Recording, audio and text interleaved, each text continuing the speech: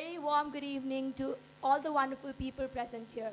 I, Ashmita Timalsina, am glad and honored to be hosting this event, an event with a cause, a purpose of embracing the unheard, valuing opinions, and spreading education's radiance. I feel privileged to extend my warm welcome to all of you presented here. I, on the behalf of the Global Debate Club, thank you all for your courteous presence at this event. Beginning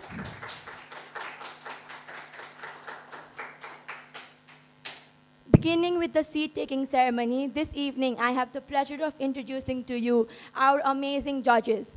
Judging the performers of this event, we have the supremely talented writer, poet, and lyricist, Mr. Harihar Timalsina.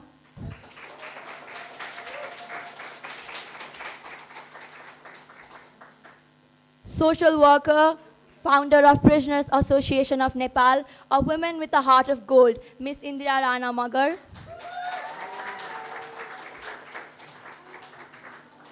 Academic activist, speaker, and law enthusiast, Mr. Prajwal Bhattrai. And social worker, trainer, mentor, facilitator, and entrepreneur, Mr. Devendra Pokhrel. I request all our respected judges to take their respective seats. Now I would like to invite our dynamic program director, Mr. Sankar Pakurel, to take his seat. Thank you, sir. I further request the respected HODs, faculties, and audience to be seated. Moving on now, I would like to kindly ask our club president, Mr. Samik Raj Satyal, to honor our dignitaries by offering khada.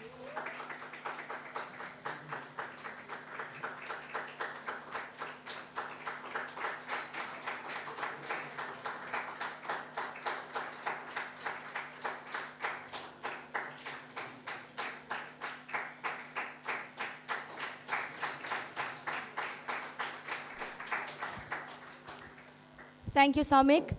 Light is a symbol of brightness and prosperity as sunlight expels the darkness of might. Similarly, blessings bring our life prosperity and happiness. To make this event a blessed one, evoke Goddess Saraswati by kindling the lamp of knowledge and wisdom. For seeking the choicest blessings, I invite our highly regarded judges to illuminate the lamp.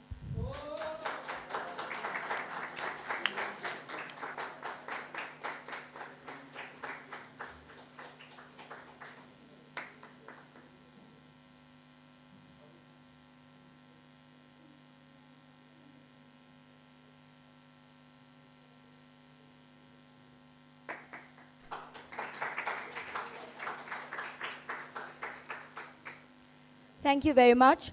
Now I'd like to call upon Mr. Prajwal Bhattrai to come forth and disclose the judging criteria of today's event. सबैजनालाई नमस्कार है उपस्थित सबैलाई नमस्कार म प्रज्वल भट्टराईको र म पनि डिबेट गर्थे र जज पनि गर्छु आजको प्रोग्राम जुन डेयर टु स्पिक 3.0 छ ग्लोबल कलेज अफ म्यानेजमेन्टमा ग्लोबल डिबेट क्लबले अर्गनाइज गरे thank you for this opportunity जज गर्नको लागि कुनै न कुनै बेलामा सबैजना एज अ पार्टिसिपेन्ट्सको रूपमा ग्रुम हुनुहुन्छ र बिस्तारै जज पनि बन्नुहुन्छ हैन तर आफूले कस्तो बोलेको छु भनेर समीक्षा गर्नु नै जज गर्नु हो भने जस्तो लाग्छ हामीलाई त एउटा कुनै पोजिसनमा राखिदिनु भएको छ ती चिजलाई तपाईले 100% राम्रो नै बोल्नुभयो भने पनि त्यहाँ पनि हामीले चाहिँ अलिअलि के कुराहरू कमी कमजोरी छ खोताल्ने मिडियम मात्रै हो हामी त एकदमै मजाले कन्फिडेन्टको साथमा बोल्नु होला जे प्रिपेयर गर्नु भएको छ सबै कुराहरू गर्नु होला स्ट्रक्चर वेबाट अर्गनाइज वेबाट चाहिँ बोल्नु होला त्यही नै हो र फर्मेटमा चाहिँ बोल्नु होला केही क्राइटेरियाहरू छ जस्तै हाम्रो यो डिबेटमा चाहिँ 7 वटा मोसन छ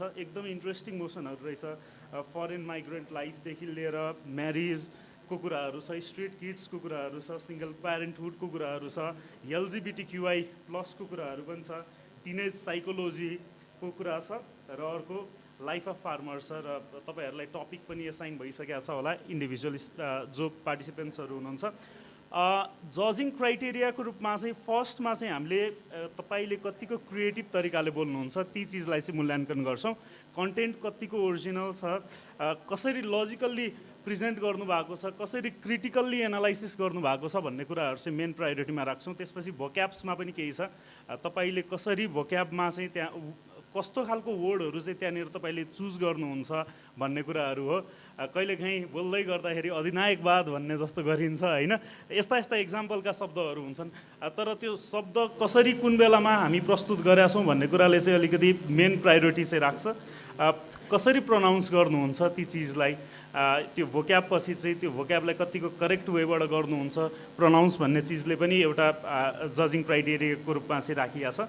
अर्को कतिको क्लियरली तपाईँले बोल्नुहुन्छ, कतिको कसरी आर्टिकुलेट गर्नुहुन्छ तपाईँका कुराहरू, कतिको क्लियर र अन्डरस्ट्यान्डिङ वेबाट तपाईँले प्रेजेन्ट गर्नुहुन्छ, ती चिजलाई पनि राखिन्छ भने अर्को चाहिँ कतिको फ्लुएन्ट स्पिक गर्नुहुन्छ भने लाइक एज ए तपाईँले कसरी कम्युनिकेसन र प्रेजेन्टेसनलाई वा डिबेटलाई कसरी डेलिभर गर्नुहुन्छ, फियरलेस तरिकाले गर्नु होला, कन्फिडेन्ट भएर नलेजियस तरिकाले चाहिँ तपाईँले गर्नु होला। सबैजना पार्टिसिपेन्ट्सलाई अल द बेस्ट र सबैजनालाई यो एउटा कम्पिटिसनको रूपमा छ, फाइनल राउन्ड छ आजको।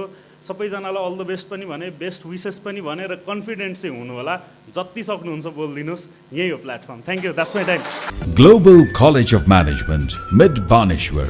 Management studies from +2 to master's level. Phone 4490-021 www.globalcollege.edu.np